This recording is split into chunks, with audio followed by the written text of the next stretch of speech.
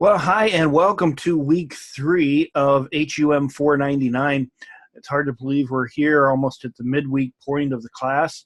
Um, Things really begin to pick up speed here as we get into week 3. It will be a busy week.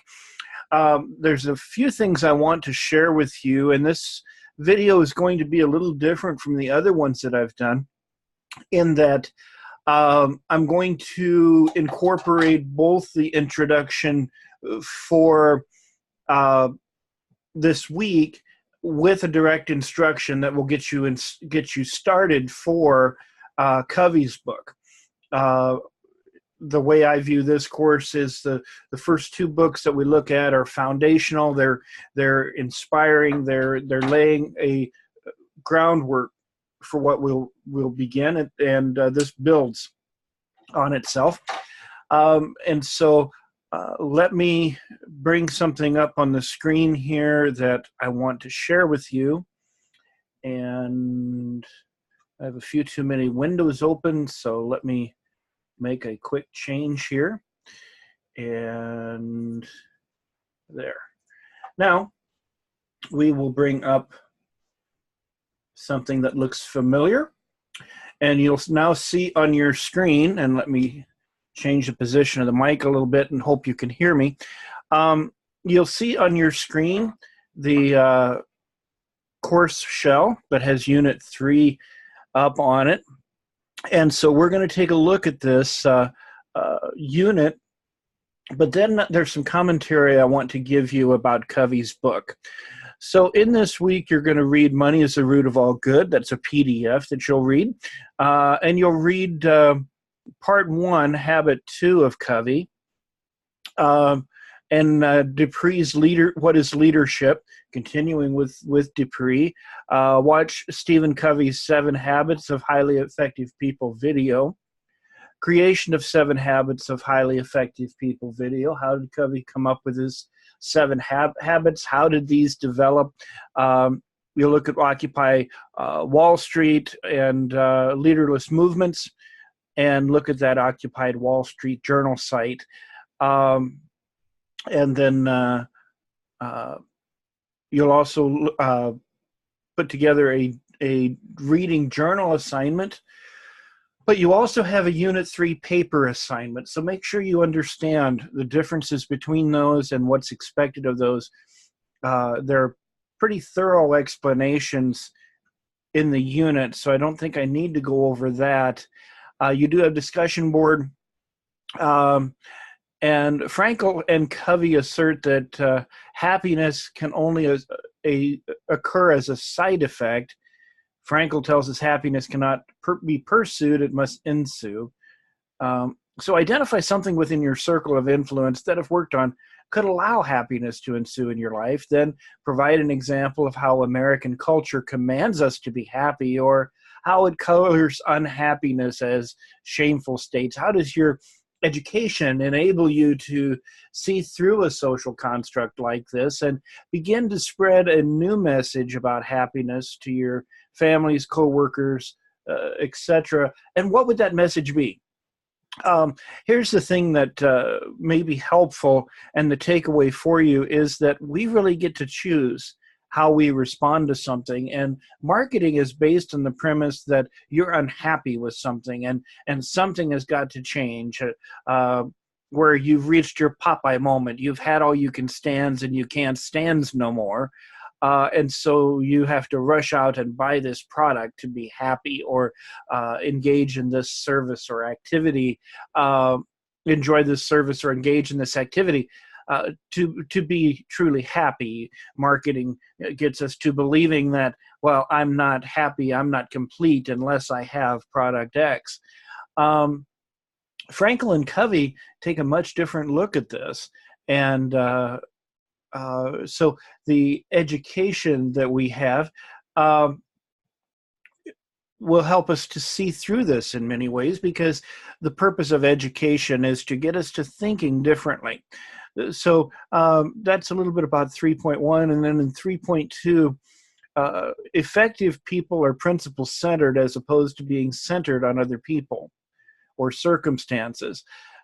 Frankl observes that we can discover meaning in life through work and through love. What's the difference between being centered on something or someone and finding source or meaning through something or someone? And why is it occasionally important to stop and question which category important things in your life, school being an example, are falling in? Remember that Unit 3 journal and paper. So as this week unfolds, you begin to look inside of you and find the change that takes place any change in our lives that takes place has to take place first within the framework of our own heart and mind. And Covey takes us through that. Frankl begins that process, as does Dupree, of getting us to think differently. And you'll be asked to compare and contrast in some writing assignments the differences, different ways in which authors look at these concepts. So to get us started with the 7 habits, let me share something else with you. And let's see, here we go. And we'll bring that up and we'll share it. And let's see. Let me make a quick change on my screen so I can see it too.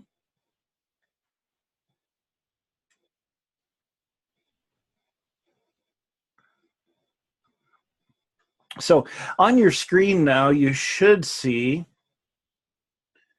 let me stop this share momentarily. And we'll go ahead and we'll reshare this. I want to make sure that you can see this on the screen, and I'm not sure the software was doing that. So you should see now on your screen a Word document, and this is the first 6 of the 7 habits. And I want to run through these briefly with just a little bit of commentary. In habit 1, be proactive. That's the habit of choice. Here's the thing that turns our society's thinking on its head, and that is that we get to choose what we think about. We are not controlled by our thoughts, but rather we control what we meditate on, what we think about, what occupies mental real estate for us. So we can control what we think about. We can change our thinking. We can change our viewpoint. And this type of thinking flies in the face of some of the thinking that's out there. But this type of thinking really does put the power back into our hands, that we get to choose how we respond to something. We get to choose how we feel about something, and because of that, we can change how we feel about something. Let me give a simple example. If somebody hurts me in some way, I can choose how I respond to it, just like Frankl chose how he responded to the camp. He did not let external forces control his internal responses to things. And that was part of what helped him through the camp. So in the third column there, you see alternatives, not roadblocks. When you come up to something and you hit a blockade, see that as an opportunity. Somebody once said that opportunities arise cleverly disguised as problems. So this next point, focus on what you can influence.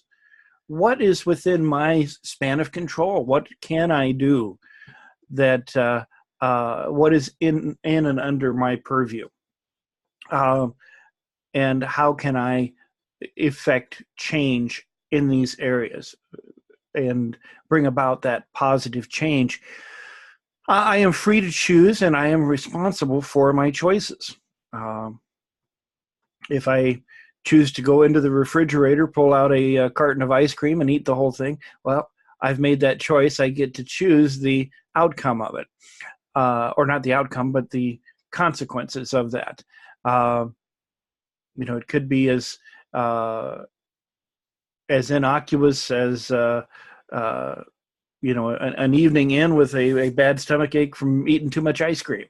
On the other hand, it could lead to things as bad as diabetes or tooth decay or breakdowns in my physical body because I'm not eating right. So I have that habit of choice. That's habit number one. Habit number two: begin with the end in mind.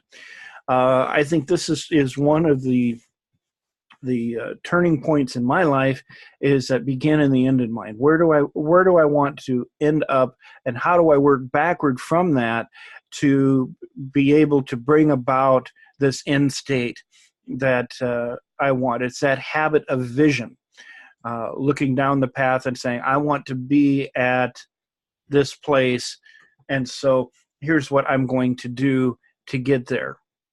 I have a friend of mine whose desire is to retire on a tiny little island someplace. And for him and his wife, and just, kind of off the grid somewhat, but just off the beaten path. And he doesn't want to have to work in his retirement. So he is very proactive about how he and his wife spend their money. They're both very frugal people, and he's told me, he said, one day when I retire, I want to sell my house here and move to this place where they have a lower standard of living, where the proceeds that I get from the sale of my house will last us for many years. And so that's his end. That's where he wants to wind up, and he's well on his way to doing that. He and his wife are in very good shape in that regard. He's begun with the end in mind. And so mental creation precedes physical creation, and the defining of those practical outcomes. Habit number three: put first things first, the habit of integrity and execution. Focus on the important, not just the urgent. You've probably heard the phrase, the tyranny of the urgent. Something comes into your life and it's like, okay, this is urgent. I got to do this now. Everything goes on hold until I get this done. Well, often those are the things that are not as important as we may think they are. But continual focus in a particular direction and movement in a particular direction will get you to that good place where you want to be. Effectiveness requires the integrity to act on your priorities, the ability to say no, the ability to prioritize and say, okay, priority A is this, and so I'm going to do all of my priority A's, even though they may be distasteful, even though I may not want to do them. There's a priority C thing over here that I'd really rather be doing, but I know the importance of priority A's, so I'm going to be doing those. Effectiveness requires the integrity to act on your priorities. And so remember that, those things that you put into priority. Plan weekly, act daily. And so you lay out your plan and you follow that plan and you act on a daily basis. Habit 4, think win-win. This is huge in relationships. Effective long-term relationships require mutual respect and mutual benefit. That reciprocal type of relationship. Let me illustrate it this way. I have a good friend. His name is Dave. And Dave is very he's an outdoorsman. He loves the outdoors, things like this, loves to camp and that sort of thing. And his some of the things that he enjoys are different from what I do. But we have a really good friendship. We spend time together, and we learn from each other. For example, there's certain projects that he works on, that he and I are working on together, where he's in charge of the project, and I fall in line behind him and follow his lead. There's another project where he falls in line behind my leadership, and we know where the other guy is strong, and so there's that mutual respect, and it really makes for a great friendship. And we've learned and grown quite a bit by learning from each other.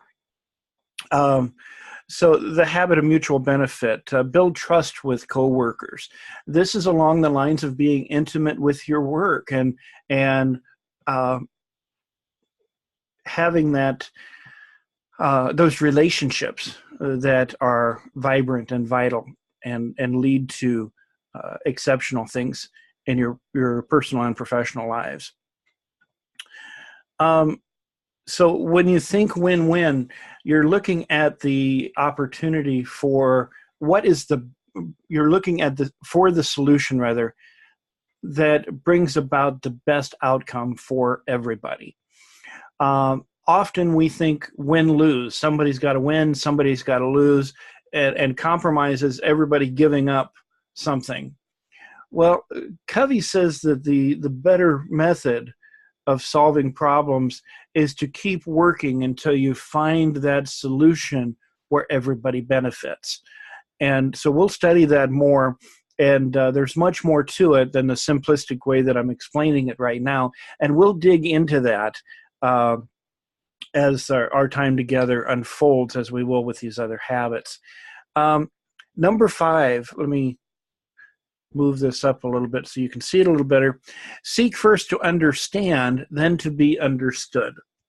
And this is a key element in relationships and in conflict management and in leadership. There have been so many times when I've walked into a situation and using this principle has helped greatly. For example, let's say, for instance, a supervisor has to determine the best course of action. So he or she will walk into a place and begin to ask questions and seek to understand the situation. And once everybody has been heard, then understanding comes from that. And if you seek first to understand somebody else, they will be patient with you as you are learning what's going on. I remember a particular leadership situation where just the simple fact of walking in and asking questions and getting people to talk brought them to a place where the group then began talking to themselves, and they worked the problem out. And just that starting process of, okay, well, let's look at what's going on here. And if I remember correctly, I had to redirect some thinking just a little bit. It wasn't terribly difficult. It was just, hold on one second, let him explain himself. Or hold on one second, you had your chance to talk now. Now let's listen to her and see what she has to say. And once everything got out, everybody was like, oh, and the solution was obvious.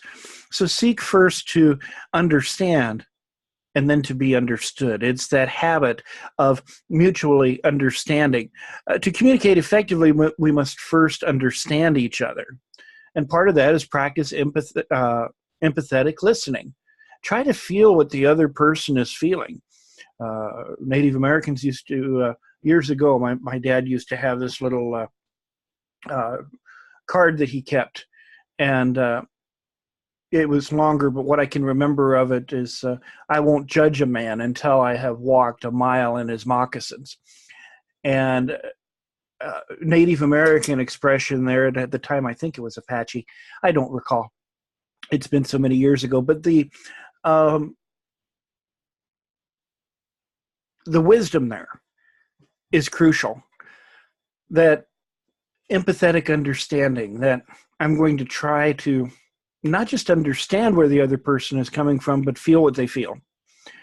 And when you can do that and you can put yourself in that other person's place, it goes a long way to bringing about that understanding, and it builds trust for relationships. And that enables us to give honest, accurate feedback. Well, how did you feel that that particular project went? Well, we did this and this worked well. When we engaged the customers and we talked with them about this thing that went well. But the other thing that we did, yeah, not so much. That felt forced. We don't feel like that worked. Okay, so you get those honest feedback, or let me give you a crazy example.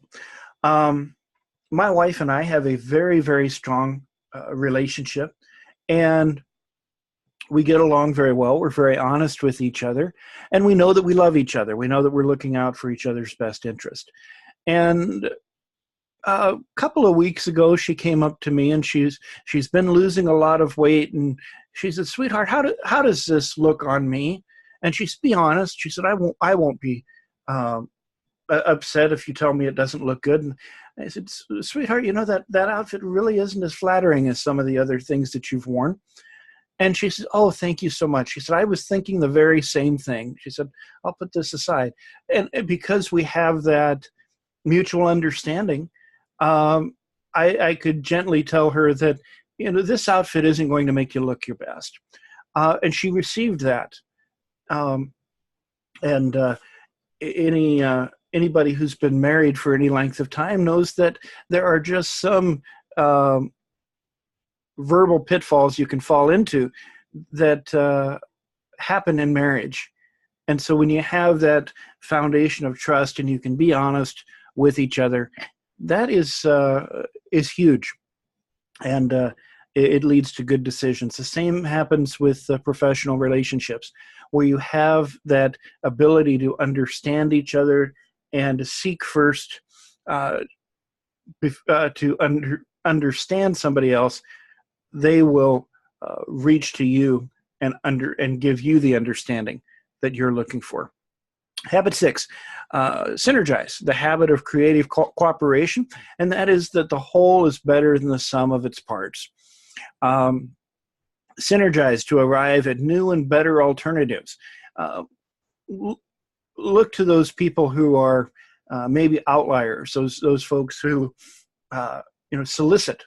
Let me just say it this way: solicit people's involvement and their contributions, and you'll be surprised.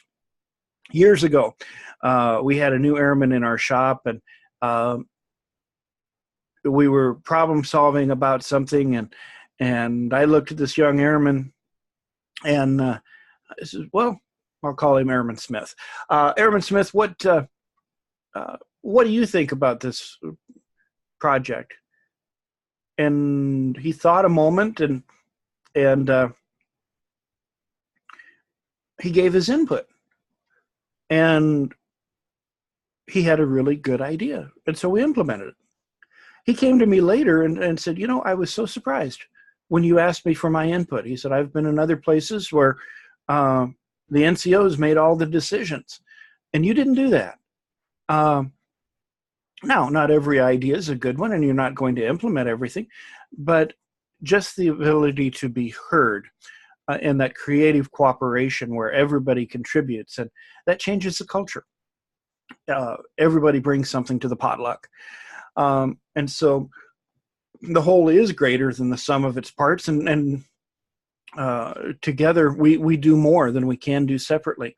I say it this way all the time, that there isn't one of us that is as smart as all of us. So habit number 7, sharpen the saw, the habit of renewal. The story is told of 2 lumberjacks, back in the 1800s, where they had logging competitions, and the 2 highest rating lumberjacks were pitted against each other. And they blew the whistle, and when the whistle blew, the one lumberjack starts swinging his axe, and trees just start falling.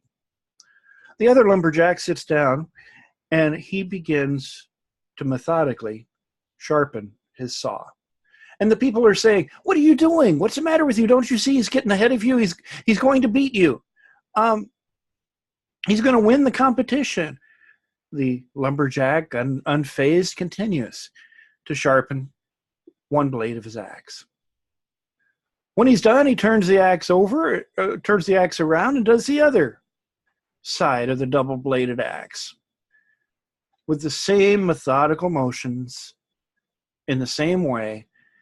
And by now, the other lumberjack is almost half the way through his cutting field, and the other lumberjack seemingly hasn't even started. The second lumberjack, after he is satisfied with the job that he's done on sharpening his axe, he sets to work. And he begins to fall trees at a very efficient pace. And he's starting to gain on the other lumberjack as he continues to chop trees. And he continues through the process. Before long, he's a third more ahead.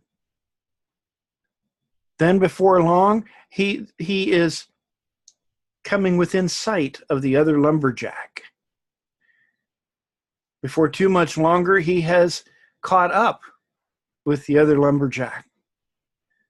And it doesn't take long before the lumberjack that took the time to sharpen his axe begins to outdistance his competitor and eventually wins the competition. The takeaway there for us as leaders is that we need those times to sharpen our own saw. We need time to take to learn, to rest, and to maintain and increase effectiveness. We must renew ourselves in body, heart, mind, and soul. When you're soul weary, you're not going to be able to make as good of decisions as if you weren't. And if you take that time to renew yourself in body, heart, mind, and soul, you will find that you're more effective. Well, that's an overview of the 7 habits of highly effective people. Let me stop the share here. And you now see my smiling face on your screen. And so I look forward to the learning that begins this week. Let me know if you have any questions. We will be working through these 7 habits, and you'll find that they are very helpful as you begin to apply them in your personal and professional lives. I will sign off for now and get this posted, and I look forward to the week that is ahead. Please do keep in mind those deadlines that are listed on your screen. I won't put that up again, but you can check in Unit 3 for those deadlines for the papers that are to be written and the discussion board posts. Once again, please make sure you do your reading early in the week to give yourself time to synthesize it, to reflect on it. And when you write your papers, make sure you're using both the course texts, external sources, and you're citing appropriately, as well as using good APA formatting. Well, that's it for now. I will stop the recording and get this posted, and I will talk with you soon. So long for now.